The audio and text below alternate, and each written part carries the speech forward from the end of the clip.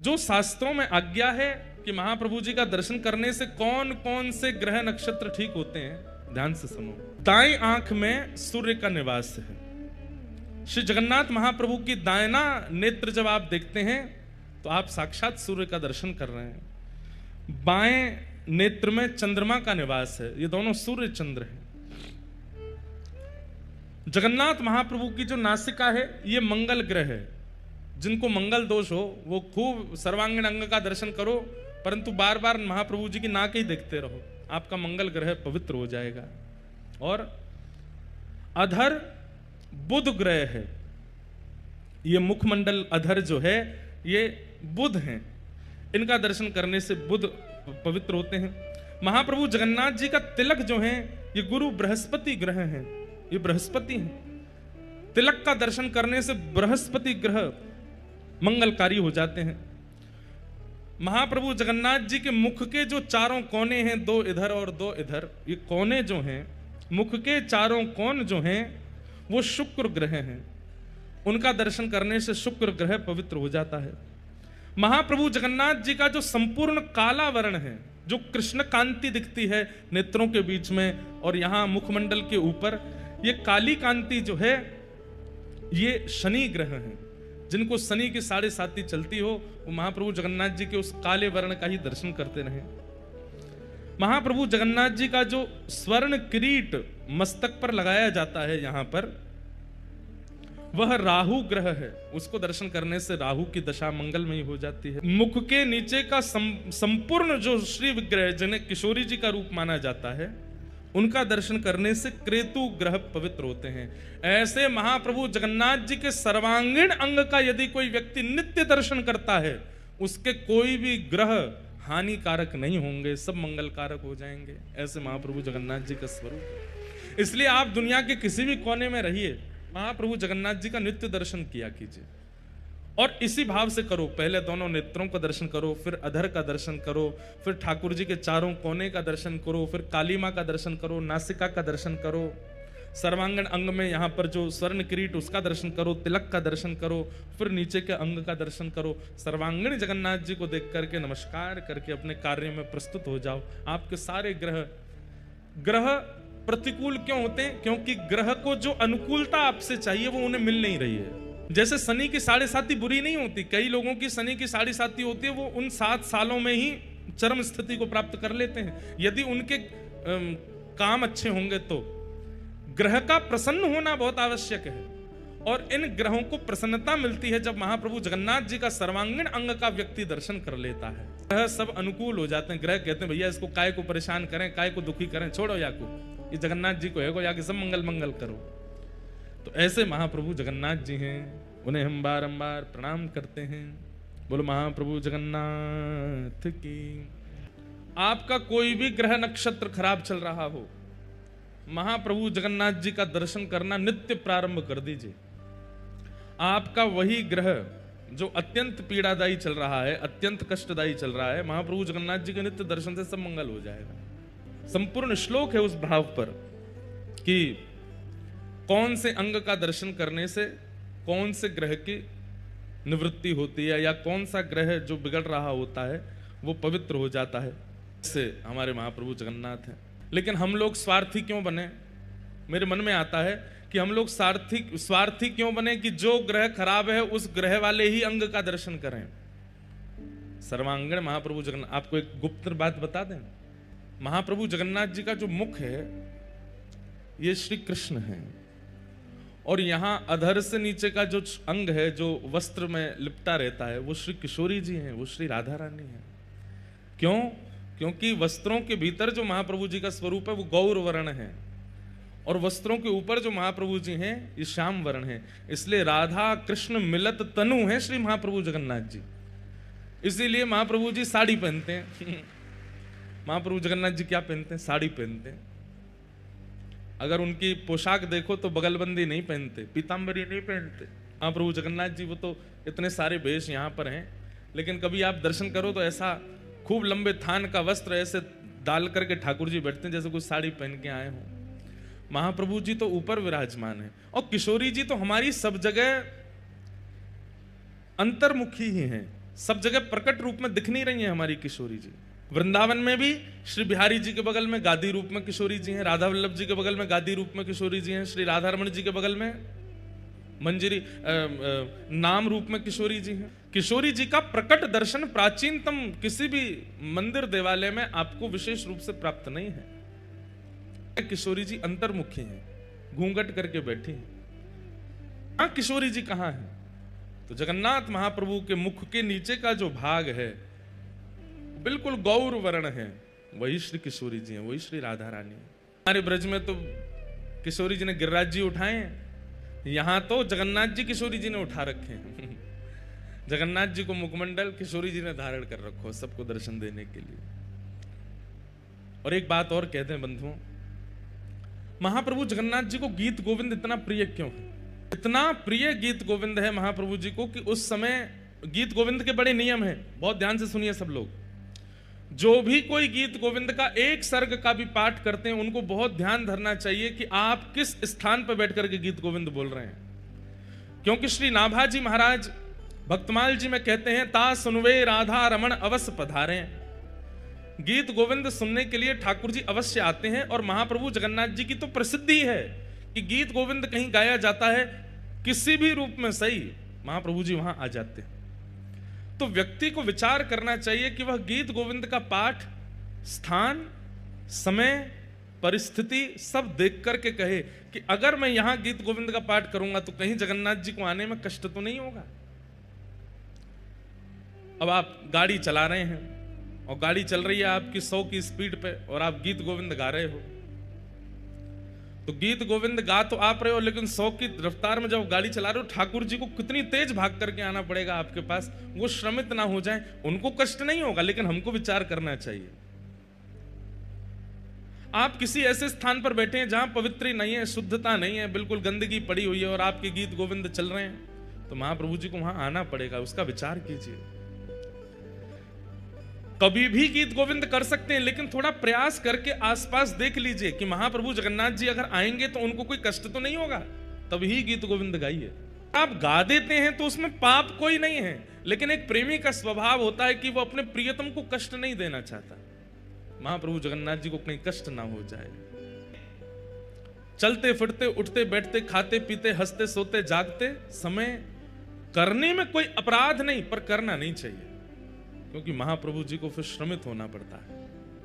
इसलिए हमने नियम बताया कि गीत गोविंद जब भी करो पास में एक आसन लगाओ, शुद्ध आसन जिस पर कोई विराजा ना हो, उस शुद्ध आसन पर सुंदर इत्र लगाओ, इत्र लगा करके महाप्रभु जगन्नाथ जी का आवाहन करो, उसके बाद गाओ। देख लीजिए गाड़ी खड़ी हो, सुंदर छाया हो, बहुत टीक दोपहरी पड़ रही हो, चिलचिलाती धूप निकल रही हो, महाराज पैर बाहर धरे नहीं जा रहे हैं, खुद तो 16 टेम्परेचर पे एसी चला के बैठे हो और उस समय गीत गोविंद गाने लगे, महाप्रभु जी को दौड़ के आना पड़ेगा। उनको धूप में वो विचार नहीं करेंगे कि धूप है, ताप है, आंधी तूफान बारिश क्या है, वो तो आ ही जाएंगे। इसलिए इन सब भावों का विचार करते हुए ही गीत गोविंद का पाठ करना चाहिए। महाप्रभु जी को गीत गोविंद क्यों प्रिय है? क्योंकि संपूर्ण गीत गोविंद महाकाव्य में जयदेव महाप्रभु ने किशोरी जी के चित्त में जो प्रेम है ठाकुर जी के लिए वही गाया है। किशोरी जी के चित्त में जो प्रेम है, किशोरी जी जिस लीला का चिंतन करती रहती हैं सदैव। गीत गोविंद का जो हम लोग एक सर्ग गाते हैं, उस सर्ग में एक पंक्ति आती है, कालिया विषधारा गर्जन जनरंजन जनरंजन। यहां पर क्या भाव है कि जब कालिया नाग के फण पर ठाकुर जी नृत्य कर रहे हैं, में जन का रंजन हो रहा है, सब लोगों को सुख मिल रहा है। तो ध्यान से सुनिएगा, गीत गोविंद की एक एक पंक्ति उसमें एक लीला छुपी है। पर आचार्यों ने और गुरुजनों ने हमसे मना किया है कि गीत गोविंद का ज्यादा प्रवचन मत कीजिएगा। क्यों? क्योंकि गीत गोविंद में ऐसी अंतरंग अंतरंग बातें हैं कि उन बातों को सबको सुनाने का अधिकार नहीं है। इसलिए गीत गोविंद कथा आपको सुनाने के लिए, कीर्तन आपको सुनाने के लिए, भजन आपको सुनाने के लिए, कवच आपको सुनाने के लिए, पर गीत गोविंद महाकाव्य केवल ठाकुर जी को सुनाने के लिए होता है। वो ठाकुर जी सुनते हैं, आप उसको समझ नहीं पाएंगे। और गीत गोविंद में क्या कहते हैं, बोले जब कालिया नाग के ऊपर ठाकुर जी ने नृत्य किया उस समय जन का रंजन हुआ। अब इसका सीधा अर्थ तो यह है कि ब्रजवासी यमुना जल पान नहीं कर पा रहे थे, गैया जमुना जल पी नहीं पा रही थी, इसलिए ठाकुर जी ने कालिया नाग को भगा करके समस्त ब्रजवासी जनों का रंजन किया, आनंद किया। लेकिन इसके पीछे गुप्त कथा क्या है? गुप्त कथा यह है कि ठाकुर जी जब वंशी बजाते हैं और ठाकुर जी जब गान करते हैं तब किशोरी जी नृत्य करते हैं। कि ठाकुर जी जब वंशी बजाते हैं और ठाकुर जी जब गान करते हैं तब किशोरी जी नृत्य करते हैं। ठाकुर जी बहुत निपुण हैं नृत्य में, ऐसा अद्भुत नृत्य ठाकुर जी करते हैं कि ठाकुर जी के नृत्य को देख करके सब सहचरियां सखियां जो देख लेता है वो देखता ही रह जाता है ठाकुर जी को, ऐसा नृत्य ठाकुर जी करते हैं। लेकिन जैसे ही किशोरी जी नृत्य करना प्रारंभ करती हैं तो ठाकुर जी अपना नृत्य भूल जाते हैं, किशोरी जी को देखते हैं। ठाकुर जी ने किशोरी जी के चरणों में प्रणाम करके कहा कि हे श्यामाजू, मुंह पे नेक कृपा करो। बोले कहा कृपा करें? बोले इतना बढ़िया आप नृत्य करो जे नृत्य मुंह को सिखाए दो। श्यामा प्यारी श्याम को नृत्य सिखावे, श्यामा प्यारी श्याम को नृत्य सिखा। किशोरी जी ठाकुर जी को नृत्य सिखाते। गुरु और सिखाने वाले का एक स्वभाव होता है कि वो शिक्षा देने के बाद अपने शिष्य से कहता है कि अब जो मैंने सिखाया वो हमको दिखाओ, आओ परीक्षा दो। तो ठाकुर जी ने नृत्य तो सीख लिया, लेकिन नृत्य सीखने के बाद में किशोरी जी से बोले हे श्यामाजू ऐसे नहीं दिखाऊंगा। बोले तो? बोले काउदना बढ़िया वारो मंच मिलेगा वहां नाच के दिखाऊंगा आपको। तो किशोरी जी रोज प्रतीक्षा कर रही हैं कि कब मंच मिलेगा, कब मंच मिलेगा। जैसे ही ठाकुर जी ने कालिया नाग को यमुना जी से बाहर निकाला, यमुना जी से बाहर निकालते ही ठाकुर जी ने जैसे ही अपने चरण धरे हैं, चरण धरते ही ठाकुर जी के मन में भाव आयो या तो बढ़िया मंच नहीं मिलेगा, बढ़िया गुदगुदो सो मंच है, जहां चरण धरो वही मुख नीचे है जाए। अपने 1000 फन खोल लिए कालिया नाग ने। ठाकुर जी बोले या तो बढ़िया मंच नहीं मिलेगा, वर्सेटाइल मंच है, बिल्कुल गुदगुदो है। तो बाकी ब्रजवासी तो व्याकुल हो रहे थे। यशोदा मैया ने जब देखी नाग के ऊपर लाला चढ़ गया तो मैया तो मूर्छित है के गिर गई वहीं पे। अरे मधुमंगल सीता मैया उतार के लाओ, जिस सांप के ऊपर चढ़ गए। ब्रजवासी तो व्याकुल हो रहे थे। तो फिर जयदेव महाप्रभु ने ये क्यों कहा कि जन रंजन है, ये तो सुख मिल रहा है, यहां तो सब दुखी हो रहे हैं। नंद बाबा, यशोदा मैया, बलभद्र जी सब चिल्ला चिल्ला के लाला नीचे उतरिया। अरे सांप के फने लाला खा जाएगा तो नीचे आ जा। पर ठाकुर जी तो कूद कूद कर नृत्य कर रहे हैं। तांडव गति मुंडन पर तांडव गति मुंडन, हमारे ब्रज का ये पद है, एफ लो। तांडव गति मुंडन पर तांडव गति मुंडन, तांडव गति मुंडन पर तांडव गति, निरतत बनवारी तांडव गति मुंडन पर तांडव गति, तांडव गति मुंडन पर तांडव गति, निरतत बनवारी तांडव गति मुंडन पर निरतत बनवारी। पम पम पम पगन धरत पम पम पम पगन धरत, पम फम फम फननि ऊपर पम फम फम, बिम बिम बिम बिनती करत बिम बिम बिम बिनती, नाग वधू तारी तांडव गति मुंडन पर तांडव गति मुंडन, निरतत बनवारी तांडव गति मुंडन, निरतत बनवारी।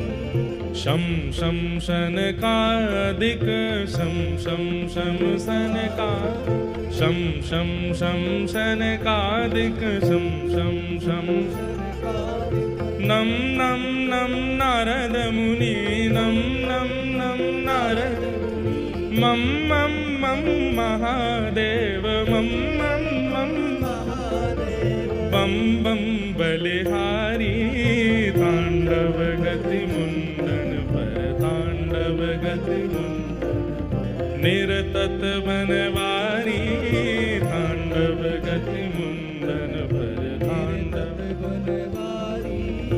विविध विविध विद्याधर विविध विविध दम दम दम देव सकल दम दम दम गम गम गम गुणी माधव गम गम गम गम गम गम गुणी गंधर्व गम गम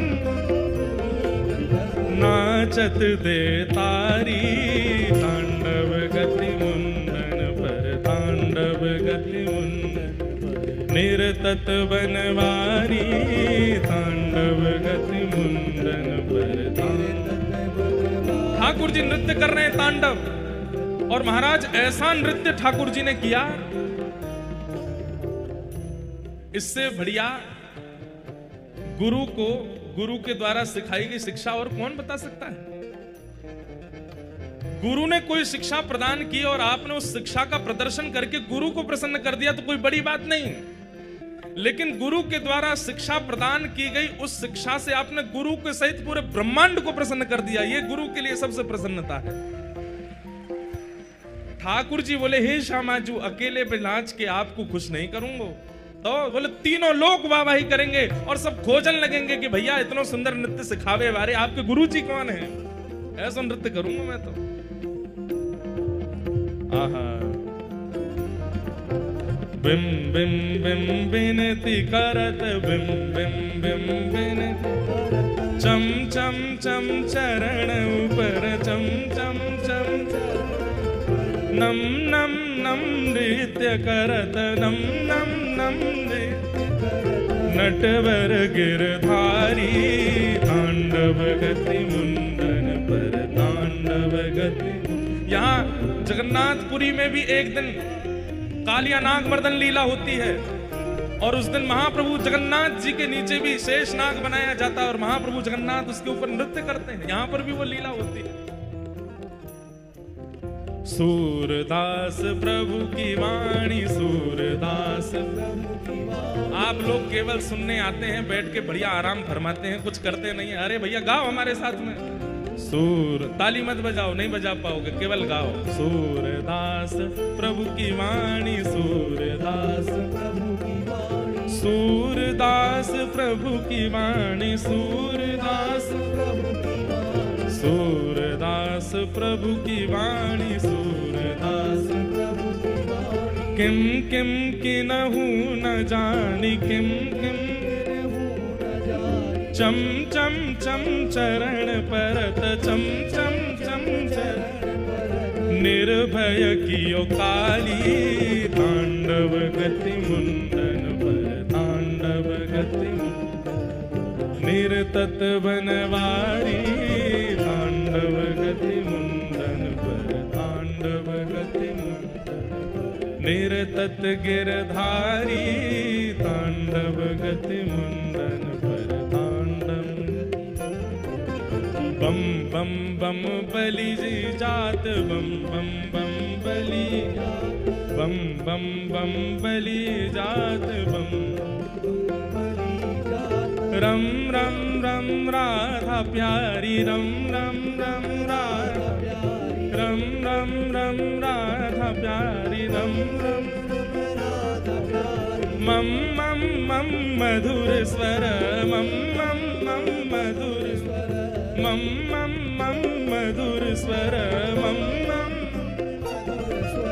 गावत पिय प्यारी तांडव गति मुंडन पर तांडव गति मुंडन निरतत बनवारी तांडव गति मुंडन पर तांडव गति मुंडन तांडव गति मुंडन पर तांडव गति मुंडन निरतत गिरधारी तांडव गति मुंडन पर। बोलो कालिया मर्दन भगवान की।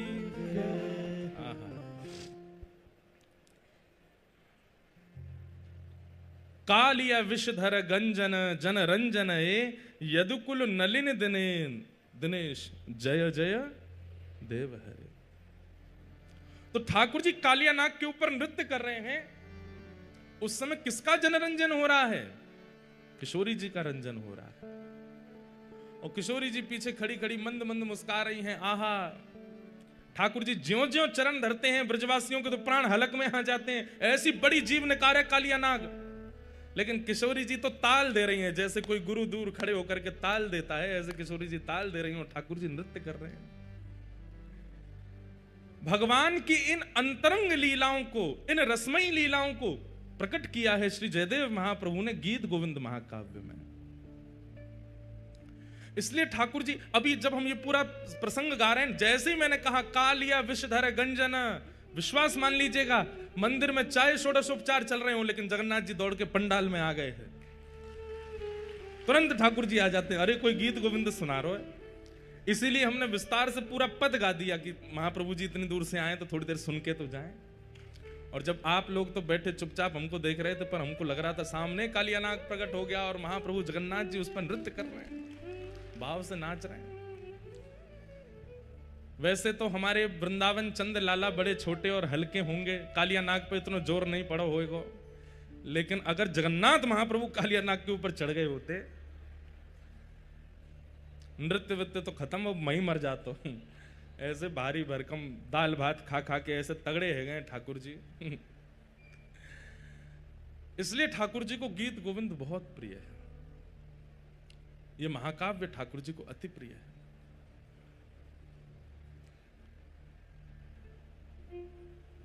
ऐसे महाप्रभु जगन्नाथ जी ये राधा कृष्ण मिलत तनु हैं। आपको पता है महाप्रभु जगन्नाथ जी ऐसी माला नहीं पहनते। ऐसी माला मतलब जिन मालाओं में गांठ लगी हो, जो ऐसे गोल हो, पूरी जोड़ हो, एक ही हो, ऐसी माला महाप्रभु जगन्नाथ जी नहीं पहनते। कैसी पहनते हैं?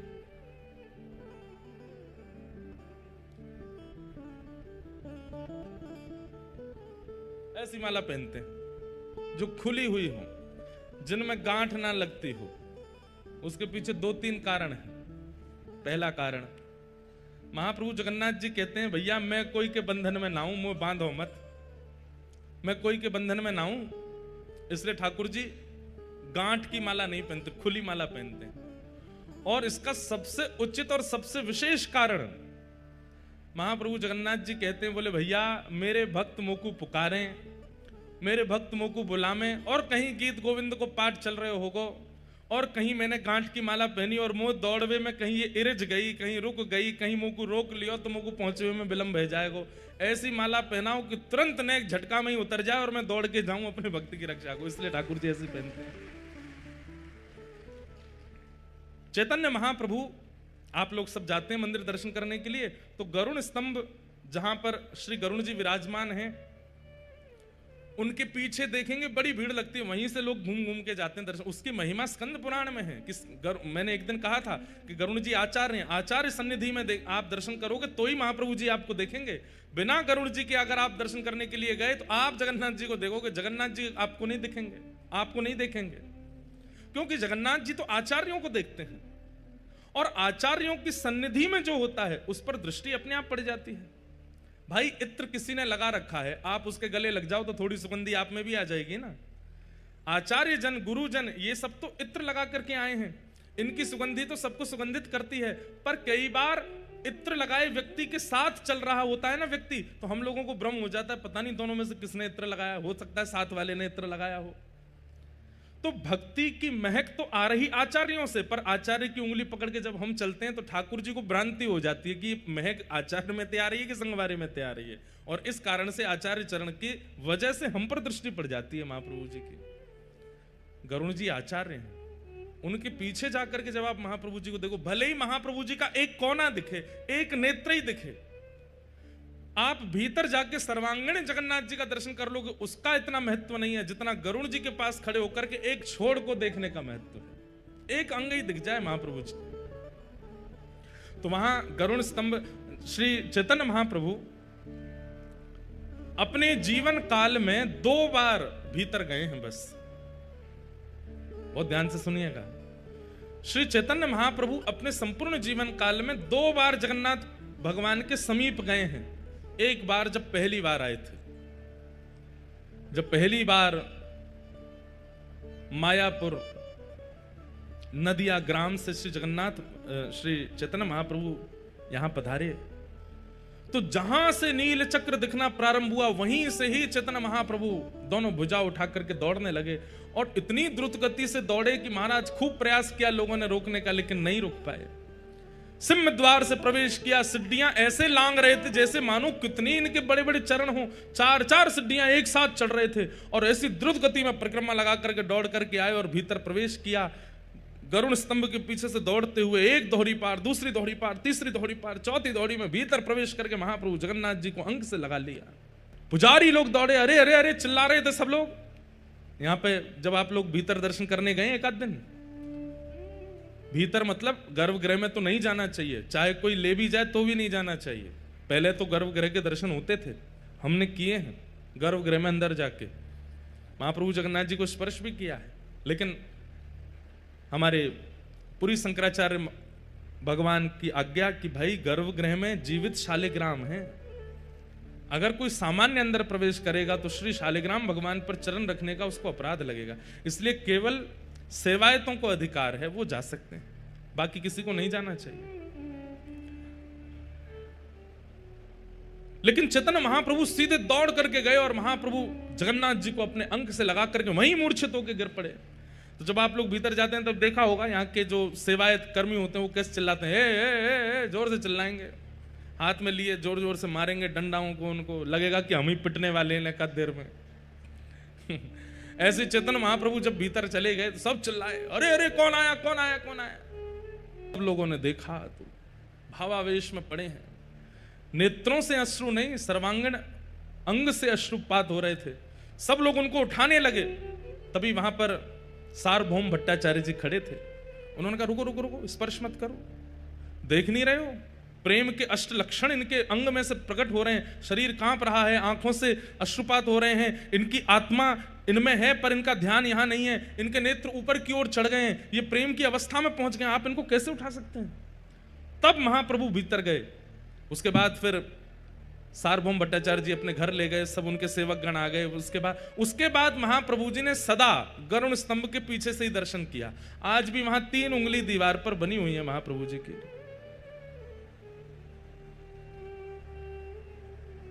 आज भी महाप्रभु जी की 3 उंगलियां अंकित हैं गरुण स्तंभ के पीछे के दीवार पर। और दूसरी बार गर्भगृह में प्रवेश किया अपने लीला संवरण के समय। श्री चैतन्य महाप्रभु जब अपनी लीला विश्राम कर रहे हैं, उस दिन चैतन्य महाप्रभु दौड़ करके गए और भीतर जाकर के सब पीछे पीछे दौड़ रहे हैं, कोई देख नहीं पाया, दौड़ करके गए गरुण स्तंभ के पीछे से होकर के दोहरी पार 1 2 3 4 5। और जैसे ही महाप्रभु जगन्नाथ जी के गर्भगृह में प्रवेश हुए, महाप्रभु जगन्नाथ जी का जाकर के गाढ़ आलिंगन किया। महाप्रभु जी ने तुरंत दोनों दरवाजे बंद कर दिए मुख्य, और जब खोल करके भीतर देखा तो श्री चैतन्य महाप्रभु जगन्नाथ जी में विलीन हो गए, महाप्रभु जी में विराज गए। इन 2 बारों के अलावा महाप्रभु जगन्नाथ जी का दर्शन स्वयं चैतन्य महाप्रभु जी ने भी भीतर जाके नहीं किया, दूर से ही करते थे। बाकी सब जगह तो हमारा भी मन होता है कि पुजारी लोग हमको भीतर ले जाए खींच के, लेकिन पता नहीं जगन्नाथ जी में ऐसी इच्छा होती है। खूब हमारे सब मित्र हैं, सब हमारे सेवायत ले जाते हैं कहीं ना कहीं से, लेकिन मन होता है कि पीछे से ही दर्शन करें, जहां से हमारे आचार्यों ने किए वहीं से ही दर्शन करें महाप्रभु जी का। चैतन्य महाप्रभु गरुड़ स्तंभ के पीछे खड़े होकर के वो कैसे दर्शन करते थे, ध्यान से सुनो। अब भीड़ तो बहुत होती है, आप लोगों को भी लगता होगा किसी के कंधा पे चढ़ जाए, कोई स्टूल दे दे, नेक तो दिख जाए जगन्नाथ जी। एक छलांग मारो, एक बार में जितने जगन्नाथ जी दिख जाएं उतने जगन्नाथ जी को नेत्रों में बंद करके मंदिर से निकल के बाहर आ जाओ और कहीं एकांत में बैठ करके नेत्र बंद करके फिर उस सर्वांगीण अंग का चिंतन करो। जगन्नाथ जी के दर्शन की विधि है। जो थोड़े से दिखें बस उन्हीं को बार बार पुनः पुनः पुनः पुनः वही देखते रहो नेत्रों में। और चैतन्य महाप्रभु क्या करते थे, उस छवि को नेत्रों में धारण करके फिर मानसी सेवा करते थे जगन्नाथ जी की। कैसी सेवा? आओ जगन्नाथ जी, आपके लिए मैं सुंदर मलाई लाया हूं, लो मेरे हाथ से पाओ। आहा, महाप्रभु जगन्नाथ जी मुख खोल करके पा रहे हैं। महाप्रभु जगन्नाथ जी को आसन लगाया है, उस पर बैठाया है, कुछ चर्चा कर रहे हैं, महाप्रभु जी उसका उत्तर दे रहे हैं। कभी आरती करते हैं, कभी नैवेद्य पधराते हैं, कभी बलैया लेते हैं, कभी कुछ करते हैं। तो चैतन्य महाप्रभु बंगाल से आए थे, उनको पता तो उनको सब था, लेकिन लीला करनी थी। तो ऐसी ही गांठ की माला बना करके जैसे ही महाप्रभु जी को पधराई, माला टूट के अपने आप गिर गए मानसी में। चैतन्य महाप्रभु बोले ये माला क्यों गिर गई? कोई नहीं ठाकुर जी, मैं दूसरी माला लाऊं। फिर से बगीचा में गए, मानसी में ही, वहां से सुंदर पुष्प चयन करके लाए, फिर से माला बनाई, बना करके जैसे ही महाप्रभु जी को बना, फिर टूट के गिर गई। अब कोई 10-5 फूलों की माला तो बनती नहीं है जगन्नाथ जी की, कम से कम नहीं तो 400-500 पुष्प लगते होंगे तब एक माला बनती होगी, इतनी विशाल माला पहनते हैं। चैतन्य महाप्रभु बोले इतनी देर हो गई, आप माला धारण क्यों नहीं कर रहे हैं? यहाँ पूरे बगीचा के बगीचा खत्म होते जा रहे हैं, आप माला क्यों नहीं पहन रहे? मानसी में कर रहे हैं सेवा। तो मानसी में बैठकर के महाप्रभु जी चिंता कर रहे हैं कि जगन्नाथ जी माला क्यों नहीं पहन रहे हैं। तो यहाँ 5 सखा हैं श्री जगन्नाथ जी के। कल हमने एक सखा की चर्चा सुनी, श्री बलराम दास। ऐसी एक सखा और हैं, उनका नाम है श्री जगन्नाथ दास। तो वो जगन्नाथ दास जी बाहर घूमते घूमते आए और चैतन्य महाप्रभु के बगल में बैठ करके बोले, आपकी मालाएं बार बार इसलिए टूट रही हैं क्योंकि आप गांठ बांध रहे हो, गांठ खोल करके पहना दीजिए, जगन्नाथ जी धारण कर लेंगे। तो चैतन्य महाप्रभु को यह चिंतन हुआ कि मेरे मानसी में मैं क्या सेवा कर रहा हूं, इसको कैसे पता? मैं अपनी मानसी में माला बना करके पहना रहा हूं, ये इसे कहां से दिख रहा है? पूछने लगे भाई तुम कौन? बोले पहले माला पहनाओ फिर बताऊंगा। चैतन्य महाप्रभु ने फिर माला बनाई और उसमें गांठ नहीं लगाई। जैसे ही महाप्रभु जी को धारण कराई, श्री जगन्नाथ महाप्रभु जी ने माला स्वीकार कर ली। अब आरती नैवेद्य करने के बाद में जैसे ही आंख खोल कर, भैया तुमको कैसे पता कि हमारी मानसी में क्या चल रहा है? बोले क्योंकि मैं भी यहां मानसी में दर्शन करता हूं जगन्नाथ जी के। तो मैं मानसी में जब अंदर बैठ करके महाप्रभु जी को देख रहा था तो बार बार आप आकर के माला पहना रहे थे, ये मुझे दिख रहा था मेरी मानसी में ये दिख रहा था कि आप बार बार आके माला पहना रहे और वो माला टूट टूट करके गिर रही है। इसलिए महाप्रभु जगन्नाथ जी ने मुझे आज्ञा की कि ये बंगाल से आए हैं, अभी इनको यहाँ की रीति पता नहीं है, आप इनको बता दीजिए कि माला बांध के नहीं खोल के पहना है। क्यों? मेरा भक्त कहीं से पुकारेगा तो मुझे दौड़ के जाने में कोई बंधन ना हो जाए। महाप्रभु चैतन्य महाप्रभु जी ने उन जगन्नाथ दास जी को हृदय से लगा लिया, अत्यंत नेत्र सजल हो गए। क्यों? हरि को प्रिय है, वो हमें अतिशय प्रिय हो जाए तो हरि के भी हम प्रिय हो जाते हैं। बात जो ठाकुर जी को प्रिय हैं वो अगर हमारे प्रेमी बन जाएं तो उनके नाते से ठाकुर जी के हम प्रेमी बन जाएंगे। चैतन्य महाप्रभु ने उनको हृदय से लगा लिया। बोले जय हो जगन्नाथ दास जी, आप तो इतने अत्यंत प्रिय हैं श्री जगन्नाथ जी के, आपको सब पता है उनकी मानसी में क्या सेवा होती है, क्या होता है, आप मेरे हृदय में झांक करके देख लेते हैं। महाप्रभु जगन्नाथ जी ने महाप्रभु चैतन्य महाप्रभु ने सदैव जगन्नाथ महाप्रभु का दर्शन गरुड़ स्तंभ के पीछे से ही किया, वहीं से दर्शन करना चाहिए। नंदस्त्वात्मज उत्पन्ने जाताह्लादो महामना, आहूय विप्रान् वेद ज्ञान स्नातः सुचिरलंकृतः, वाचयित्वा स्वस्तेनं जात कर्मात्मजस्य वै, कारयामास विधिवत् पितृदेवार्चनम तथा। नंद बाबा के लाला भयो है। कल तो कितने आनंद आए भैया, जो लोग आज आए हैं कल नहीं आए थे, अब हम उनको क्या बताएं कि कल उन्होंने क्या गवा दिया। कल इतना सुख महाप्रभु जगन्नाथ जी ने कराया, अनुकूल वातावरण हो गया, मंदम मंदम जलधारा आकाश से गिर रही थी, यहाँ दधी काना मचा था। अब तो हमारी प्रसिद्धि हो गई, हर कथा में यजमान कहते हैं दधी काना करो। मैंने कि भैया सब जगह नहीं होता है, जहां पे हमको सुख मिलता है हम वहीं करते हैं। अरे लाल जी का मन होता है वहीं होता है था। और वैसे एक बात बोले, जितने भी हमारे उड़ीसा के वैष्णव जन यहाँ कथा में आ रहे हैं, कौन कौन है जो उड़ीसा से कथा में पधारे? हाथ ऊपर करो। देखो कितने सबरे उड़िया वासी हैं। आप सब लोगों के लिए हम एक और खबर सुना दें। आगामी वर्ष की स्नान पूर्णिमा पर हम पुनः कथा करने के लिए जगन्नाथपुरी आ रहे हैं और स्नान पूर्णिमा से एक दिन पहले कथा विश्राम होगी। एक दिन पहले कथा विश्राम हो जाएगी और फिर स्नान पूर्णिमा जब अपनी स्नान वेदी पर आकर के महाप्रभु जगन्नाथ जी बैठेंगे, सब लोग जाएंगे, बढ़िया प्रेम से महाप्रभु जी का दर्शन करेंगे, स्नान यात्रा होगी और ऐसे हम लोग यहाँ सुख, वहां जगन्नाथ जी को स्नान करा के आएंगे और फिर यहाँ वापस जहां पे भी कथा होगी, जिस भी स्थान पे कथा होगी, वहां पे पंडाल में आके फिर गिरधर लाल जी की स्नान पूर्णिमा करेंगे, उनको स्नान कराएंगे। और फिर महाप्रभु जगन्नाथ जी फिर गिरधर लाल जी के स्नान के बाद फिर हम सबरे जाकर के महोदधि में स्नान करेंगे। तो ऐसा क्रम बन रहा है कि महाप्रभु जगन्नाथ जी की स्नान पूर्णिमा पर इस बार कथा का क्रम। स्नान पूर्णिमा पता क्या है? श्री जगन्नाथ जी का हैप्पी बर्थडे है, जगन्नाथ जी का जन्मोत्सव है। महाप्रभु जगन्नाथ जी गुंडीचा महारानी के यहाँ पर जो इस विग्रह में प्रकट हुए वो स्नान पूर्णिमा के दिन ही हुए, और उस दिन महाप्रभु जी का जन्मोत्सव माना जाता है। तो बहुत जल्दी है, अब तो कुछ ही महीने रह गए हैं, फिर आएंगे महाप्रभु जी के सामने, खूब बढ़िया मधुरतम आनंद करेंगे, कथा सुनेंगे और फिर प्रयास करेंगे। वैसे तो देखो स्नान पूर्णिमा और रथ यात्रा इतनी भयंकर चिलचिलाती गर्मी पड़ती है जगन्नाथपुरी में, और गर्मी तो गर्मी पड़ती है, इतने पसीना आते हैं हमने तो अनुभव किया है कि शरीर शांत ही नहीं रहता है। ऐसा लगता है कि स्नान पूर्णिमा वाले दिन जगन्नाथ भगवान नहा करके खींच गए हों, रुक जाओ दारी क्यों तुमने इतना नहाया, मुझको रुक जाओ, तुम्हारे अंग ते जल जावेगो, नहीं नहाते ही रहोगे। ऐसी गर्मी जगन्नाथपुरी में पड़ती है कि नहाते ही रहते हैं यहाँ पे। लेकिन एक बार स्नान पूर्णिमा पे कर जाएंगे और फिर उसके अगले साल, या वैसे तो 28 तक सब कथाओं का क्रम है, लेकिन बहुत जल्दी फिर रथ यात्रा पर भी कथा करेंगे। पूरी रथ यात्रा में यहाँ विराजे और कथा का समय रखेंगे रात्रि 10 बजे से 2 बजे तक क्यों? पूरे दिन तो रथ यात्रा में रहेंगे, सोने का काम नहीं है, निद्रा हम लोगों से बहुत दूर रहती है पूरे दिन रथ यात्रा करेंगे, रात में कथा सुनेंगे, और 1 घंटा 2 घंटा जितना सत्संग हो जाए अच्छा है। उस दिन सब बस बातें ही किया करेंगे, आज रथ यात्रा में क्या अनुभव किया, आज महाप्रभु जी क्या कर रहे थे, आज जगन्नाथ जी का कैसा भाव था। ऐसे हमारे जगन्नाथ महाप्रभु के चरणों में पुनः स्नान पूर्णिमा पर आएंगे। अभी से आप सब लोग अपनी तैयारी कर लीजिएगा, खूब प्रेम और भाव से महाप्रभु जी को फिर कथा सुनाने के लिए आएंगे।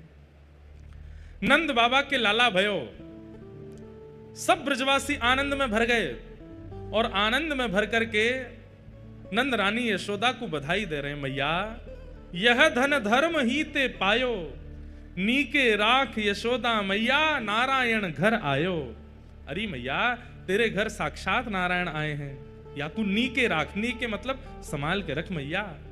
ठाकुर जी जैसे ही 6 दिना के भय पूतना आई, भगवान ने पूतना के पयोधर का पान करके पूतना का मर्दन कर दिया। बंधुओं अभी खरगोन में कथा चल रही थी, इतना सुंदर भाव आया। हमारे पूज्य नाना जी बताते कि पूतना मर्दन से सब लोगों के चित्त में एक भावना तो आ गई कि बताओ जन्म लेती 6 दिना में राक्षसी आ गई, पर वास्तविकता में पूतना माध्यम बनाई थी ठाकुर जी ने। क्यों? अब सुनो, लाला प्रकट भये और इतने सुंदर हैं, इतने सुंदर हैं, ऐसा लगता है कि कोई कपड़ा में लपेट करके नीलमणि लेकर के यशोदा मैया घूम रही है, नीली नीली कांति प्रकट होती है ठाकुर जी में से। तक कहें नंद बाबा को भी हाथ पांव जोड़ने पड़ते हैं, यशोदा मैया तब नेक मुख दिखावें, छुपा के रखती है, मैं लाला को नहीं दिखाऊंगी। सब ब्रजवासी बाहर चिल्ला रहे हैं, रो रहे हैं, मैया हमको दर्शन करा दे, लाला एक बार तो दिखाई दे कैसो है। तो मैया अटारी पे गई, और अटारी पे जैसे ही लाला को लेकर के आई, महाराज ब्रजवासी बावड़े है गए, बोले मैया जल्दी वस्त्र हटाए दे, लाला को ऐसे करके दिखाए दे। तब मैया ने नेक वस्त्र हटा के केवल ठाकुर जी के चरण दिखाए, भी नहीं दिखाया। चरण देख करके जैसे ही छिपा करके मैया भीतर ले गई, ब्रजवासियों को तो ऐसा लगा अत्यंत प्यास में केवल 4 बूंद पानी पिलाई करके पानी हमसे छीन लिया, और व्याकुल हो गए। ब्रजवासी गा भी रहे, नाच भी रहे और रो भी रहे। क्यों? मैया दर्शन नहीं करा रही लाला को। क्यों? यशोदा मैया कह रही है इतनो प्यारो, इतनो सुंदर, इतनो मधुर है मेरो लाला, मैं कोई को नहीं दिखाऊंगी, नजर लग जाएगी मेरे लाला को। फिर भी हर जगह वीवीआईपी लोग होते ही हैं, वो कहीं ना कहीं से जैक लगा करके भीतर पहुंचे ही जाते हैं। नंद बाबा के उस काल में भी कुछ लोग चले गए भीतर, और कुछ लोग नहीं, बहुत लोग चले गए जो लाला का दर्शन कर आए।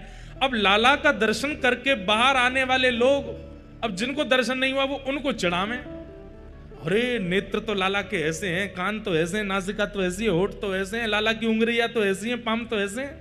उन्हें दर्शन नहीं किए बेचारे और रो में, और सब रो रो करके यशोदा मैया कह रहे मैया हमें दर्शन कराए थे। तो गोपी ग्वालों को तो कभी ना कभी ठाकुर जी दिखे ही जाएंगे। नंद बाबा ने एक व्यवस्था कर दी, भाई धीरे धीरे भीतर जाते जाओ, लाला के दर्शन का सुख भी मिल गया। लेकिन उस समय व्याकुल हो गई कौन? नंद भवन की गैया। गौशाला में बैठी भाई गैया सब रुदन करने लगी। बोले ये मानव कितने निष्ठुर हैं, सबरे भीतर जाए जाए करके लाला को दर्शन कर रही हो। हम गैया, हमारे सामने भूसा रखो, रोज सानी कर जामे, गैया बस भूसा खाती रहो, दूध देती रहो। अरे हम दर्शन करने लाला के, हम कैसे जामे? तो कहते हैं चौथे दिन में तो ब्रजवासियों को दर्शन लाभ मिल गया, तो पांचवें दिन गैया रमाने लगी। गैया रम्मा रम्मा करके गोपाल जी से कहने लगी, लाला हमें दर्शन दो, हमें दर्शन दो, हमें दर्शन दो। ठाकुर जी बोले, अरे मेरी प्यारी गैया इतनी व्याकुल है रही है, इनको मैं दर्शन कैसे दूं? तभी ठाकुर जी को पता चली पूतना आ रही है। भगवान बोले आ जा, यही को माध्यम बनाऊंगा।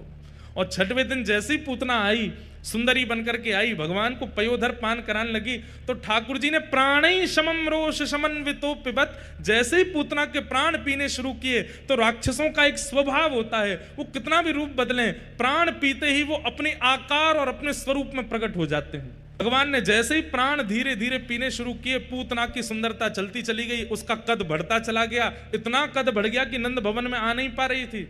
तभी वो बाहर निकलने का मार्ग ढूंढने लगी, तभी पीछे के मार्ग से बाहर निकली, विशाल विकराल रूप धारण कर लिया पूतना ने। और जैसे ही विशाल पूतना बनी है, पयोधर पर ठाकुर जी लटके हैं, तो दूर दूर तक जितने लोगों ने ठाकुर जी का दर्शन नहीं किया था और गौशाला में बैठी गैयाओं ने दर्शन नहीं किया, सबने नेत्र उठा करके देखा और गोपाल जी के सबको दर्शन हो गए। पूतना मारना विशेष नहीं था।